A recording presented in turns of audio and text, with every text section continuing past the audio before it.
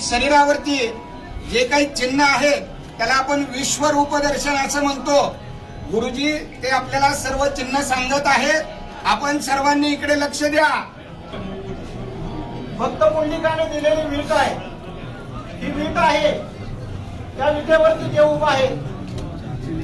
मुक्तकेशी नावाची दासी होती, त्या रूपाने नाजूक होत्या, त्यांना नाजूक असलेलाचा गर्व होता।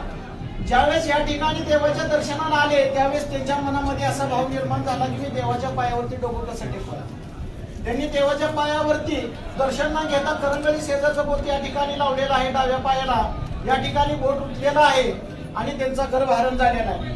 ही कृष्ण अवतारातील गुरराखाची काठी आहे, पितांबराचा सोगा आहे, डाव्या हातामध्ये शंख आहे, उजव्या हातामध्ये कमल पुष्प आहे, कमरेला वासनी वेलाचा कळतोडा, अर्धांगी रुक्मिणी मातेला बसण्यासाठी दिलेली जागा आहे।